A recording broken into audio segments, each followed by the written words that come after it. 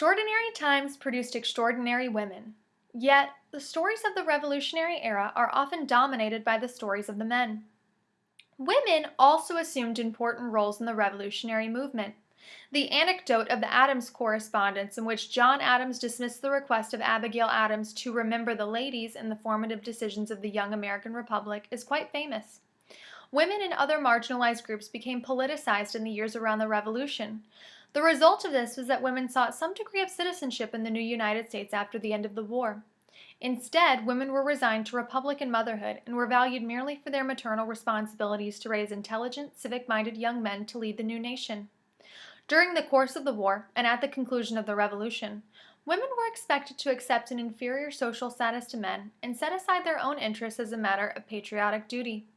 This presentation will seek to analyze how, through the course of the Revolution, women such as Sybil Ludington, Abigail Adams, and Mercy Otis Warren bent the cultural norms of their moment in time. At minimum, women such as Abigail Adams led households in the absence of their husbands during the war. Other women, such as Sybil Ludington, exhibited acts of bravery to serve in key points of action during the course of the war. Other women still, as in the circumstance of Mercy Otis Warren, shaped the writing of their history and how their moment in time would be remembered by posterity. Women in the era of the Revolution challenged the limitations of 18th century American gender roles as they sought to be included in shaping the new American Republic by exhibiting leadership and bravery and making intellectual contributions to the revolutionary movement. Women should be better included into the histories of the Revolution, not as a footnote or as a separate chapter of the story.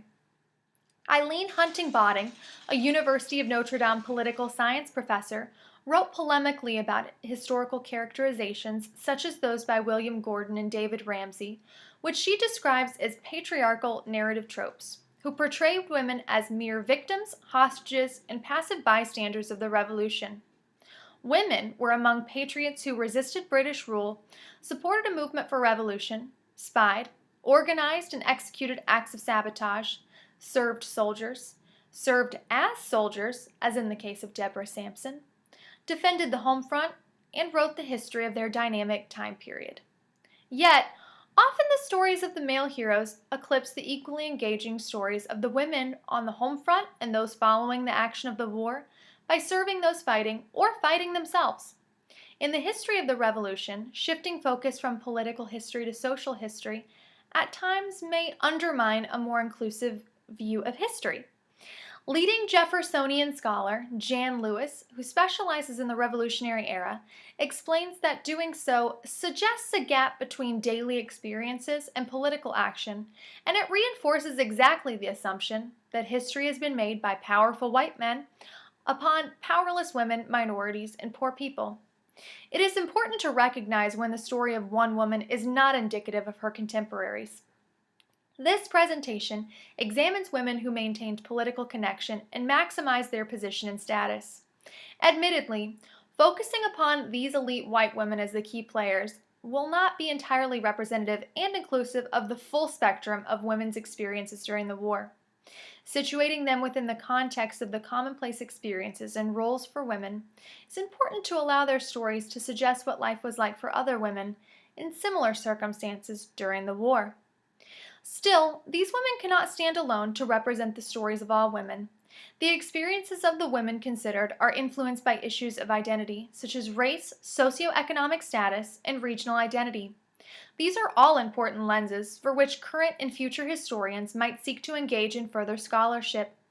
Considering the following stories helps to better contextualize the experiences, challenges, and traumas of women who endured the time of war, as the women considered in this presentation represent distinctive fronts of women's involvement.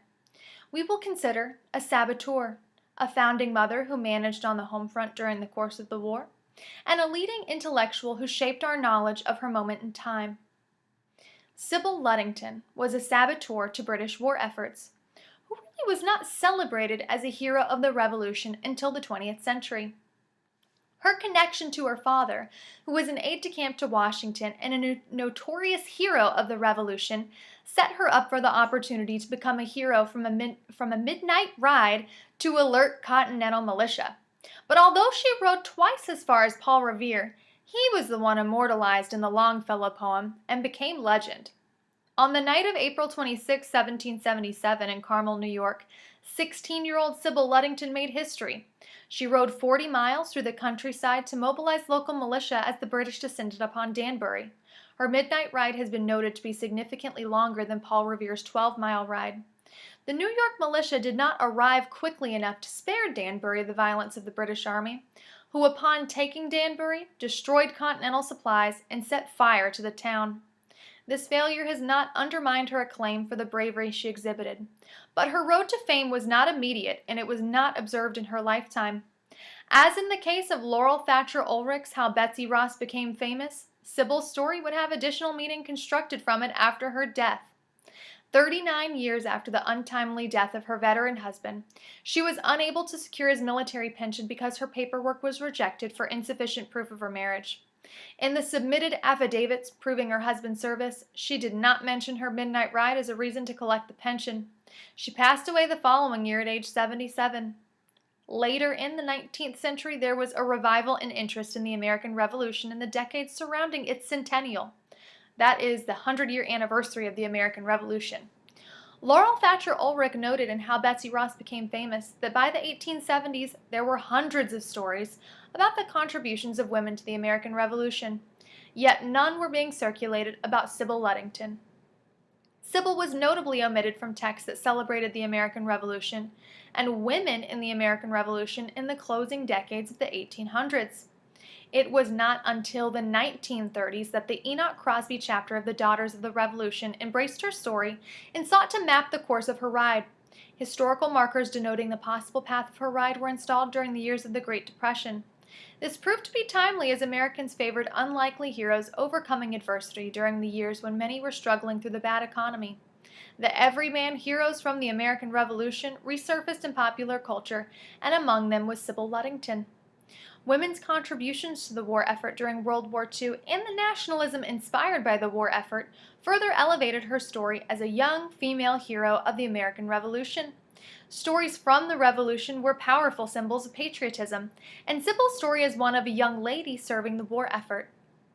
Eric Berry, a children's author, illustrated her daring tale in Sybil Ludington's Ride, published in 1952. He developed fictional details of her ride that have become an integral part of the legend that surrounds her. Among several details not substantiated by any studies of histories of Sybil, and perhaps the most famous, is when he renamed her horse Star.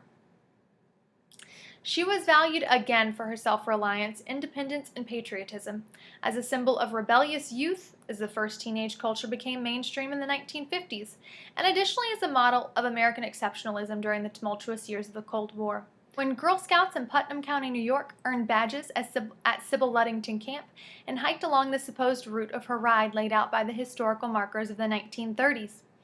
Over the course of the 1960s and into the final decades of the 20th century, she was transformed into a feminist symbol.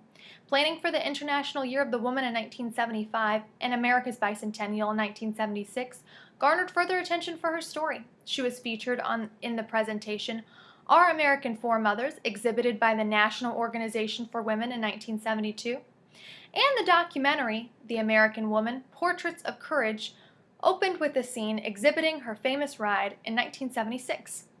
Since the bicentennial, Sybil Ludington has been featured in countless scholarly and educational contexts and has gained an important place in the stories of the American Revolution. Founding mother and fierce patriot Abigail Adams, too, shares an important place in the stories of the Revolution. While her husband, patriot leader and future second president of the United States, was gone on official business during much of the duration of the war, such as when he served as a diplomat to France helping to secure French assistance, and when he served on the Committee of Five to help draft the Declaration of Independence, she managed their family finances and the day-to-day operations of their home, and she wrote her husband frequently over this period of absence. The content of her letters held ideas that were bold and spoke of ideas beyond news of the health and happiness of the family. Her tone was passionate, was something perhaps best captured by the medium of written correspondence, as some of her suggestions undermine the accepted social order of the day. The content and interpretations of the famous Remember the Ladies letter is of particular importance to this point. She asked of her husband, I desire you would remember the ladies, and be more generous and favorable to them than your ancestors. Do not put such unlimited power into the hands of the husbands. Remember, all men would be tyrants if they could. If particular care and attention is not paid to the ladies, we are determined to foment a rebellion, and will not hold ourselves bound by any laws in which we have no voice or representation. This bold, though private recommendation for improved legal protections for female citizens of the young republic was sent to her husband as he served on the Committee of Five to draft the Declaration of Independence. Clearly, Abigail Adams was inspired by revolutionary ideals and sought to extend the scope of the ideals to better include women. The friendship and correspondence between Adams and Mercy Otis Warren provides us with evidence of competing viewpoints among female thought leaders of the Revolutionary era. And so, we will revisit this subject. Abigail Adams' writings reveal that she maintained strong political convictions. If only her intelligence and insights, and those of women like her, had been engaged to better serve the Republic in the early years of American history. Despite second-class citizenship, the intellect of women served the young republic as women wrote histories of their dynamic moment in time. Hannah Mather Crocker and Mercy Otis Warren are two famous examples of this fact. Among numerous instances of acclaim Mercy Otis Warren received among founding fathers, she was credited to be of a high station among the ranks of genius by Thomas Jefferson. However, their writings are different in style and approach, that is, Hannah Mather Crocker and Mercy Otis Warren. Furthermore, partisan differences reflected in their writings make them easily distinctive from one another. Warren was a steadfast anti-federalist, and Crocker was a lifelong federalist. Warren wrote more broadly about the course of the American Revolution. We might call this a broad-scale account. Historian Eileen Hunting Botting did. Crocker sought to analyze her experiences in Boston, though she wrote about them in the third person and focused upon other people who were driving the action. This was more micro-scale urban history. Again, a term by Eileen Hunting Botting. Warren's broad-scale approach to creating a political analysis of the American Revolution is perhaps more telling of this time period. It's for this reason we'll consider one of her most famous texts. As Warren constructed meaning from the experiences of the Revolution, she sought to provide context for the larger picture of colonial relations with England and the Atlantic system beyond Boston, and the causes and consequences for the deterioration of that system, the need for a republican system. In A History of the Rise, Progress, and Termination of the American Revolution, interspersed with political, biographical, and moral observations, Mercy Otis Warren crafts a history and political analysis of the American Revolution only 2 decades after its conclusion. This primary source provides insights into Warren's interpretation of the events of the Revolution and helps us to better understand her political beliefs about the time she lived through and the intellectual contribution she offered to the young nation. In the 3 volumes, Warren traces the growing opposition to British rule and the subsequent mob activity that would become a social movement for revolution, ending tyrannical government. She credits the Stamp Act riots as the catalyst for disseminating the spirit of revolution among the colonies before delving into the events of growing political opposition to British rule and accounts of the battles and challenges of fighting the war. Her broad-scale approach to understanding the events of the Revolution, as Eileen Hunting Botting termed it, is unique because she was not distant in time from these events. She sought to provide a broader context and scholarly interpretation of the American Revolution, rather than offering a biographic understanding of what she personally experienced. Though Mercy Otis Warren pushed the limits of gender roles of her day by intellectual contributions, she did not question or attempt to undermine the status quo. She was first and foremost a wife and mother, and she was able to become a renowned historian and political writer in the free hours of her day around the schedule of her normal housework. She was not trying to upend the social order. Interestingly, she did not offer support to Abigail Adams when she received a dismissive reply after she called upon her husband to remember the ladies at the drafting of the Declaration of Independence. Warren pushed the boundaries of 18th century and early 19th century gender roles for her own personal growth, but she should not be misunderstood in modern terms or contexts to which she did not subscribe.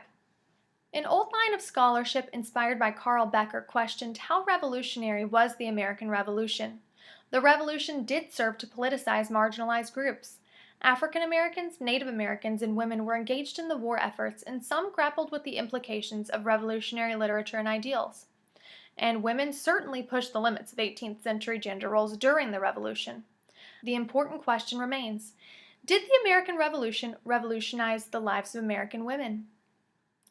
The Sentiments of an American Woman, a text published in 1780, was an anonymous text by an American woman, reflects the resolve of women who were eager to contribute to the war effort and help contribute to a republic at the conclusion of the war.